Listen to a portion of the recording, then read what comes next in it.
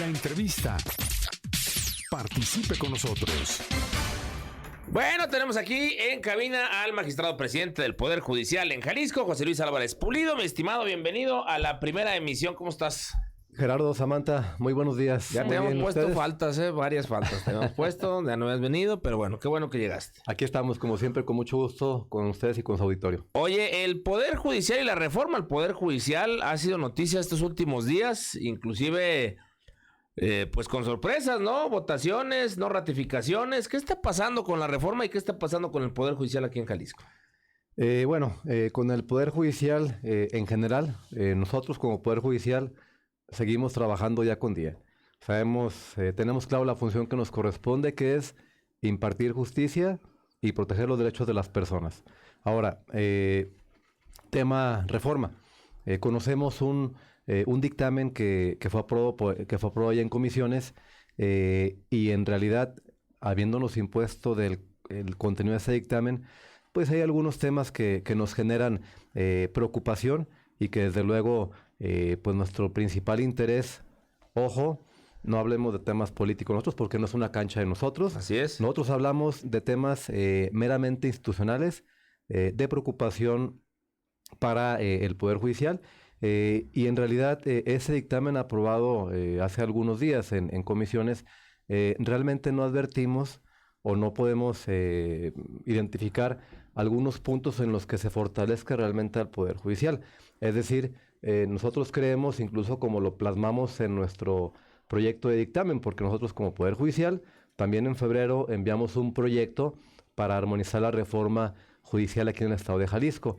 Y obviamente propusimos una serie de puntos que consideramos importantes para aprovechar esta coyuntura de una reforma para fortalecer realmente al Poder Judicial.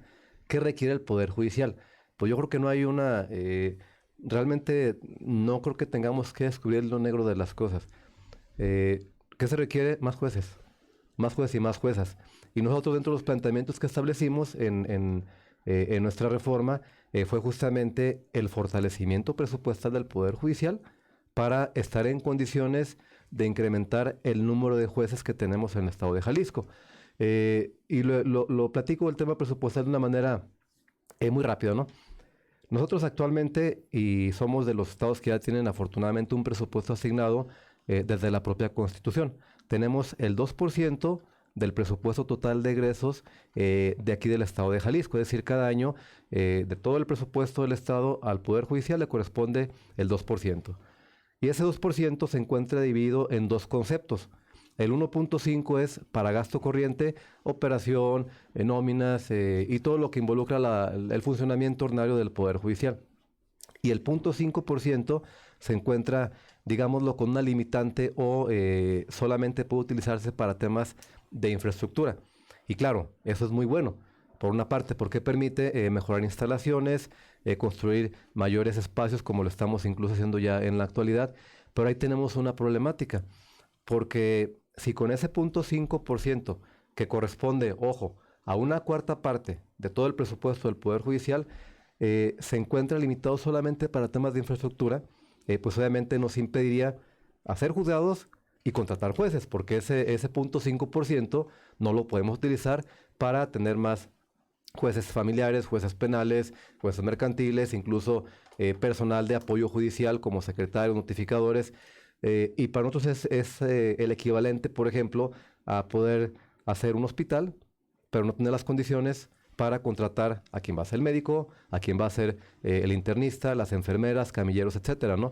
Entonces, un tema importante para nosotros dentro de lo que significaba esta coyuntura de reforma era justamente permitir que el Poder Judicial ejerza de una manera totalmente autónoma el presupuesto, claro, con mucha responsabilidad y con reglas claras, cumpliendo toda la normativa que significa el uso del presupuesto y recursos públicos. Pero en realidad ese era un tema para nosotros fundamental, que no advertimos que haya sido tomado en consideración dentro de ese proyecto aprobado en comisiones. Es decir, lo que ustedes mandaron y lo que aprobaron en comisiones no tiene mucha similitud. En realidad no.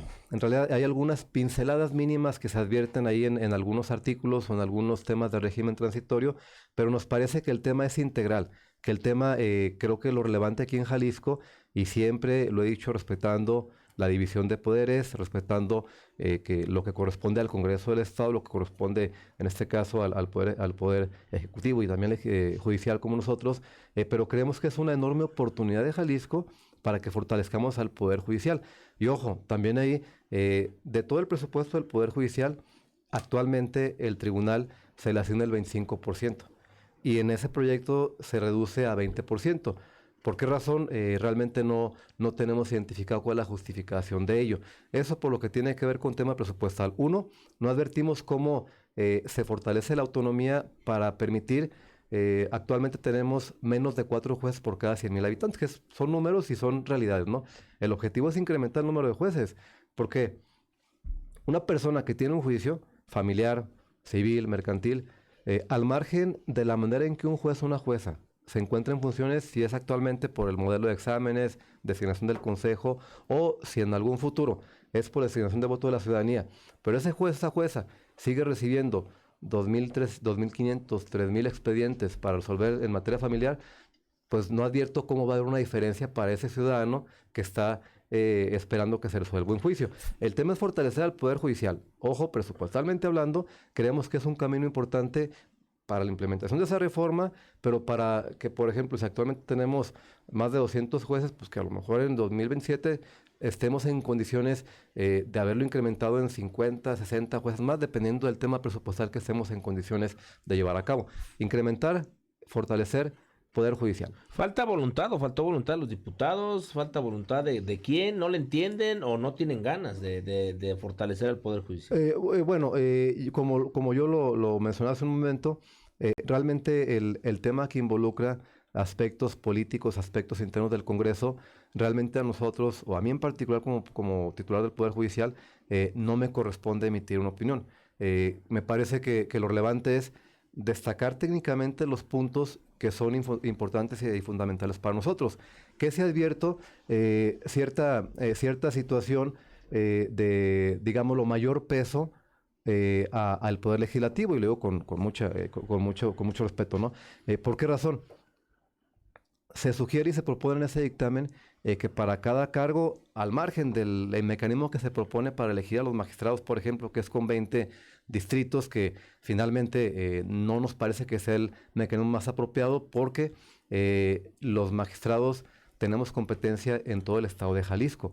No solamente representamos a un distrito o una región, sino que en todo caso nos corresponde tener competencia en todo el estado. Pero al margen de ello, del mecanismo para elección que se propone en ese dictamen, no advertimos el por qué se sugiere que el Poder Legislativo proponga el doble de aspirantes que el Poder Ejecutivo y que el Poder Judicial, lo que es incluso contrario a la reforma federal. La reforma federal dice que cada poder va a postular el número de aspirantes, igual número de aspirantes para cada cargo. Y aquí hay un peso mayor para el legislativo, diciendo que va a proponer el doble. ¿Por qué razón? En realidad no advertimos cuál sea la justificación, es contrario a lo que se dispuso en la federación. Y más allá, hay un órgano que en su caso se dispone que debe ser creado, que es el órgano de administración judicial, que le va a corresponder todos los temas de administración, de carrera judicial y de operación y funcionamiento de los juzgados de primera instancia. Y ese tipo de órganos, por su naturaleza, deben de estar preeminentemente y de manera prioritaria integrados por personas que provengan o sean propuestas del Poder Judicial. Incluso en el artículo 100 de la Constitución Federal se determinó que ese órgano, el equivalente a nivel federal, debe de integrarse por 5 personas, 3 propuestas por el Poder Judicial, una por el Ejecutivo y otra por el Legislativo. A nivel federal, en la reforma que se aprobó y que se publicó el 15 de septiembre. Y este dictamen, el que se aprobó en comisiones aquí en el Congreso local, dispone que el Congreso local va a proponer 3 integrantes. Es decir, nuevamente advertimos que se otorga mayor peso a uno de los 3 poderes del Estado, y que no advertimos por qué sería ello justificado, ¿no? Entonces, pues sí, son algunos de los temas que nos causan preocupación de manera institucional, y que desde luego es como interés. Si el Poder Judicial pues, eligiera representantes del Poder Legislativo, ¿no? Sí, a 3 diputados o a 3 senadores. No tiene... Sí, y más aún, a ver, hay una directriz en la Federación, en la reforma nacional, que desde luego este planteamiento riñe y es contrario con esa reforma que se aprobó a nivel federal, con todas las críticas que se tuvieron y con todo lo que ya es historia y que se dialogó en diversos foros, pero al final de cuentas, ni siquiera esta propuesta es armónica con aquella propuesta a nivel federal. Y hay un tema muy importante, se habla mucho de los perfiles, es un tema que también compartimos como Poder Judicial. Nosotros, ¿qué vislumbramos y qué advertimos cuando planteamos nuestra propuesta? Que los exámenes que se hagan a quienes aspiran a ser jueces o juezas, ojo, quien está en el cargo tiene el derecho de competir por su cargo, digámoslo, de forma directa. Es decir, tú eres juez, tú eres magistrado, jueza magistrada, si tu cargo va a elección, tú en automático vas como persona en funciones para competir. Pero para quien aspire, que es alguien externo y que pueda ser propuesto por el Ejecutivo, por el Legislativo, por el Judicial, ¿qué se requiere? Exámenes, pero no solamente teóricos, no solamente técnicos. Además, incluso el tema de integridad, de ética, el aspecto práctico es fundamental. Seguramente han visto ustedes audiencias que se han desahogado y que han sido incluso virales en redes sociales. En redes sociales, donde se advierte que una persona que está impartiendo justicia, no, y lo digo con mucho respeto siempre, y lo digo como preocupación institucional, que no tiene las bases o la práctica mínima o la preparación para desahogar audiencias. Porque hay algo bien importante, impartir justicia, sobre todo en los estados la justicia que se imparte en cada uno de los estados de la República, es preeminentemente, e incluso con lo que se viene de... Pero de Lenia Batres no estamos hablando, ¿va? No, yo jamás voy a hacer ningún señalamiento. Para saber, pues, digo. No, yo jamás voy a hacer ningún señalamiento para ninguna... 8,000 asesores. Ninguna ¿De qué persona. estamos hablando? No es audiencia de vinculación, ¿no? ¿O qué? No, pero a ver, impartir justicia en los estados es a través de audiencias. Y tú como juez, como jueza, eso es bien importante. Entras a una audiencia sin saber de qué se trata ese caso, te tienen que argumentar, tienen que exponer, y debes de contar además con el conocimiento técnico, teórico, con habilidades también de carácter práctico y metodología para desahogar audiencias, para sintetizar información, para argumentar, para verbalizar lo que se tiene que resolver. Entonces, no es un tema de saber mucho, es un tema también de practicarlo mucho. De saber Pues cómo desahogar. Es de carrera esto, ¿no? Sí, exactamente. Digo, creo que ya lo habíamos dicho alguna vez, pero aquí al hoy magistrado presidente, pues era secretario de acuerdos cuando yo era ahí reportero y le tocaba ahí la ventana. ¿Qué temas hay, no? Y era literal secretario de acuerdos. Digo, no demerito el cargo, pero pues digamos, sí está años luz de distancia donde estás ahorita. Y es un tema de carrera profesional. Sí, bueno, es ir escalando de alguna manera en el propio escalafón de la carrera judicial, a base de qué, pues así nos parece, a base de la meritocracia, que es lo más importante. Y ojo, dentro de los criterios de desempate que se proponen en el dictamen que ya se aprobó en comisiones, nosotros también vemos con preocupación el tema de la insaculación. Al margen de que sea para el último momento, pero de cualquier manera es un tema que no es objetivo. Nosotros propusimos los siguientes factores, que para la definición final de quiénes van a boleta, parámetros delimitados de manera objetiva, después de haberse hecho las evaluaciones tanto teóricas, de carácter ético y de probidad y demás, pero también prácticas. Segundo, para ese tema de desempate o definición finalista, calificaciones perspectiva de género, desde luego es algo fundamental y que es algo que incluso es una obligación, pero evaluaciones o calificaciones obtenidas en un ente importante que es la escuela judicial, el espacio en donde se capacita incluso actualmente a funcionarios judiciales y a abogados y abogadas. Es decir, no es algo solamente el Poder Judicial, es algo en el que se capacita y se va a capacitar para buscar fortalecer ese esquema de preparar a quien aspira a ser juez y que sea un parámetro de desempate. Oye, ¿qué calificaciones obteniste en aquellos exámenes especializados para ser juez? O en su caso, si hay una persona que es secretario y que quiere ser juez, a ver, hay un tema de desempate. ¿Cuáles fueron tus calificaciones y credenciales en aquella curso, en aquella taller, en aquellos coloquios para efecto de prepararte para ser juez? Y también algo importante que es fundamental para nosotros, la carrera judicial. El tema de la carrera judicial, la experiencia, sin desde luego demeritar que quien aún ocupa un cargo perfectamente puede tener las condiciones para hacerlo, pero creemos que la carrera judicial es un tema prioritario que incluso también puede permitir a las compañeras y compañeros que actualmente son parte de la base trabajadora, tener esa aspiración real de llegar a un cargo de juez o de jueza, pero a través justamente de eso, de la meritocracia, de tener carrera judicial, por ejemplo, como auxiliar, como secretario, y que esa aspiración y que esa formación o expertise que ya han tomado durante los años les permita también tener de alguna forma una oportunidad de llegar a ese cargo. Entonces, hay una serie de factores que nosotros vemos con mucha...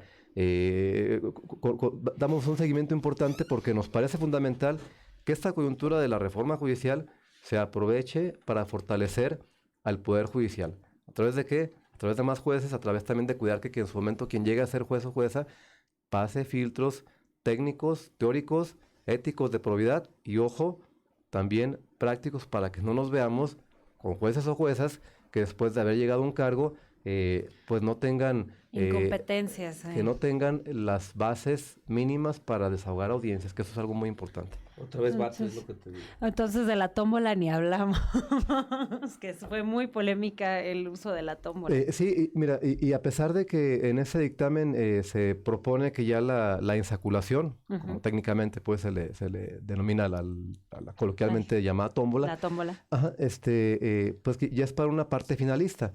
Y a pesar de que pues se ha dicho y lo hemos escuchado pues en voces de algunos amigos y amigas integrantes del Congreso local, pero a final de cuentas nosotros creemos que esa insaculación pues no debe tener ninguna cabida dentro de un esquema democrático y que sea respetuoso de un Estado de Derecho, ¿no? Entonces, es que hasta se presta como a juego o no sé cómo expresarlo. Siento que es algo... formalidad, ¿no? Sí, a final de cuentas hablan temas muy importantes. La vida de muchas personas está en las manos de los magistrados y de los jueces como para que, ay, bueno, soluciónalo y sortéalo.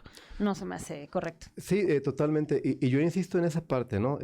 A ver, ¿cuál va a ser la diferencia para una persona que tiene un juicio de alimentos, que tiene un juicio sobre un tema de una custodia, sobre un arrendamiento, un juicio sobre un procedimiento, sobre un tema penal, sobre un delito que se cometió, o una persona que tienes y consideras que no cometió el delito y que está procesada?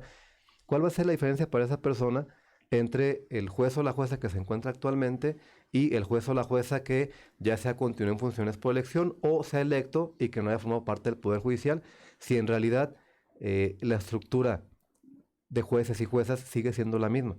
Es decir, si el juez, al margen de la forma en la que llegue, sigue teniendo 2.500 casos por año, 3.000 casos, 2.000, como juez penal tienes una gran cantidad de audiencias, pues en realidad la diferencia cuál va a ser, me parece solamente la forma en la cual llegó esa persona al cargo y cuál va a ser el impacto real sobre la vida de las personas. Es decir, ¿en qué va a cambiar para alguien el hecho de que ese juez, esa jueza, sea elegido por voto de la ciudadanía, cuando en realidad lo que podemos hacer es fortalecer al Poder Judicial para ese tema tan concreto, tener más jueces y juezas? Así. Correcto.